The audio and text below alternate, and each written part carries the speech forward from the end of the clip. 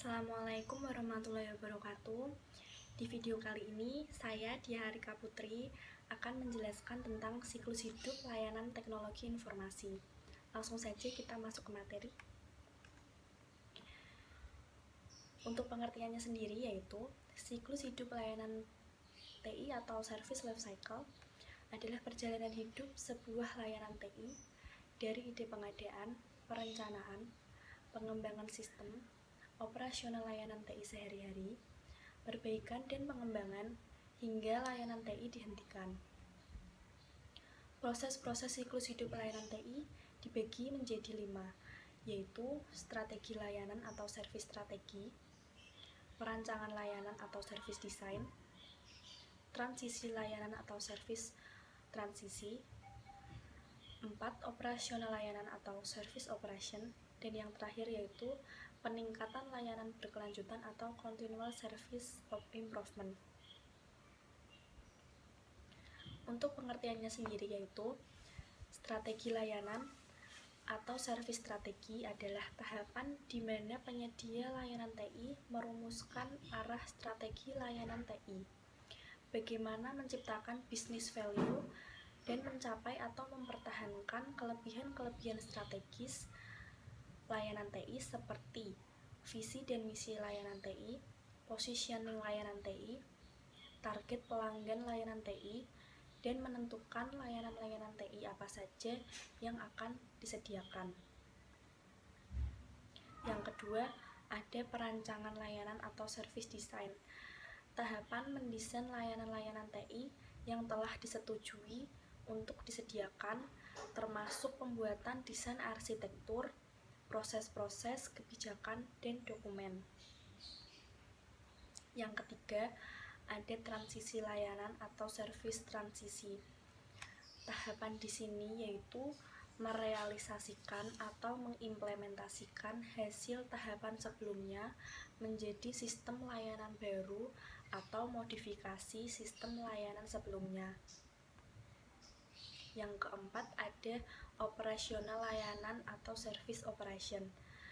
Tahapan operasional layanan TI sehari-hari termasuk melakukan aktivitas dukungan terhadap layanan TI untuk memastikan value layanan benar-benar dirasakan oleh pengguna.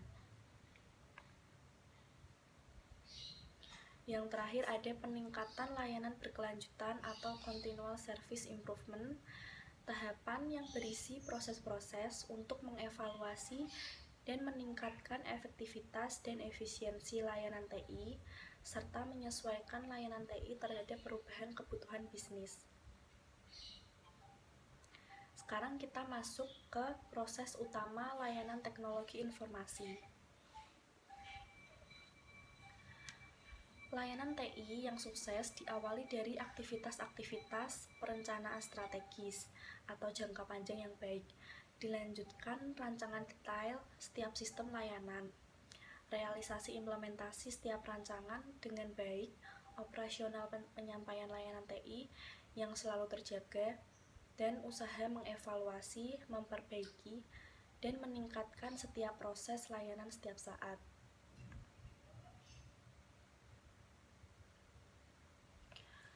Penyedia layanan TI merekomendasikan proses-proses yang sebaiknya dilaksanakan. Totalnya yaitu 26 proses. Yang pertama ada strategi layanan yang terdiri dari 5 proses, yaitu strategi manajemen for IT service, financial management, service portfolio management, demand management, dan business relationship management.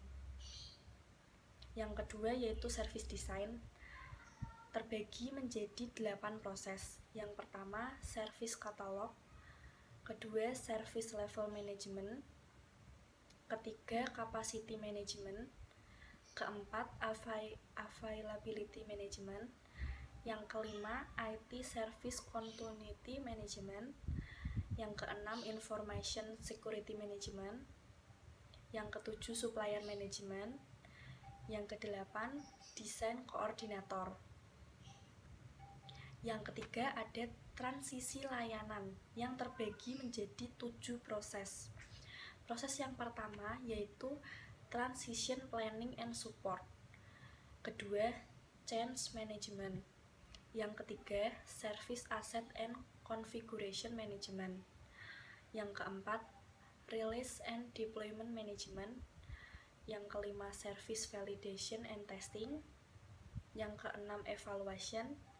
Yang ketujuh, knowledge. Yang keempat, ada operasional layanan atau service operation yang terbagi menjadi 5 proses. Yang pertama, ada event management.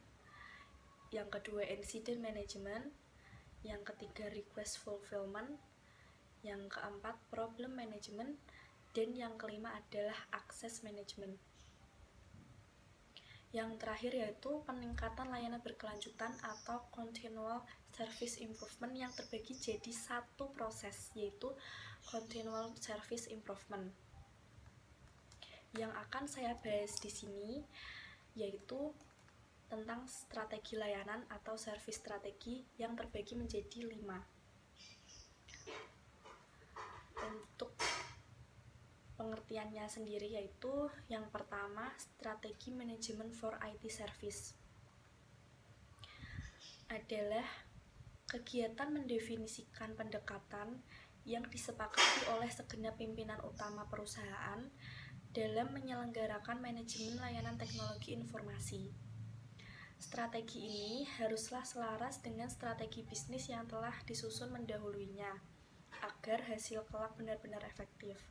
Strategi yang dimaksud menyangkut prinsip dasar, mekanisme, pendekatan, dan cara perusahaan dalam mengolah segenap sumber daya teknologi informasi yang dimilikinya untuk memenuhi kebutuhan pemangku kepentingan, baik yang berada dalam internal maupun eksternal perusahaan.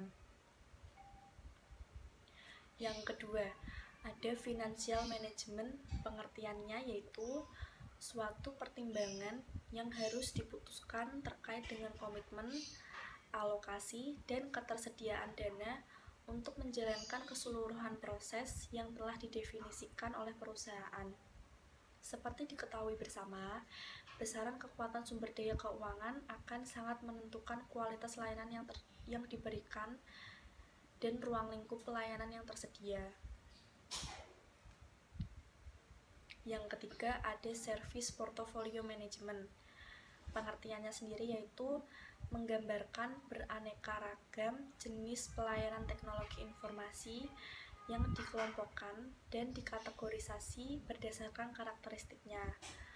Proses pengenalan dan pengelompokan ini sangatlah perlu dilakukan dan diperhatikan dengan baik mengingat setiap perusahaan memiliki kebutuhan layanan yang berbeda-beda. Yang keempat, ada demand management. Pengertiannya sendiri merupakan suatu proses yang bertujuan untuk menangkap, mendefinisikan, menganalisa, dan menentukan kebutuhan pengguna akan layanan teknologi informasi. Seyogyanya, proses ini berlangsung secara terus-menerus dalam perusahaan mengingat begitu dinamisnya perubahan yang terjadi dari masa ke masa, baik disebabkan karena tekanan internal maupun eksternal. Yang kelima, ada business relationship management. Pengertiannya sendiri yaitu business relationship management diperlukan mengingat bahwa proses pelayanan teknologi informasi yang diberikan akan melibatkan cukup banyak mitra dan stakeholder. Keseluruhan hubungan atau relasi bisnis ini harus dikelola secara sungguh-sungguh agar kepentingan dari masing-masing pihak dalam skema kerjasama dimaksud dapat terjaga dengan baik.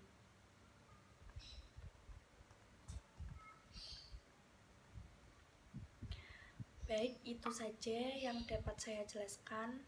Kurang lebihnya saya mohon maaf. Wassalamualaikum warahmatullahi wabarakatuh. Sampai jumpa di video saya selanjutnya. Terima kasih.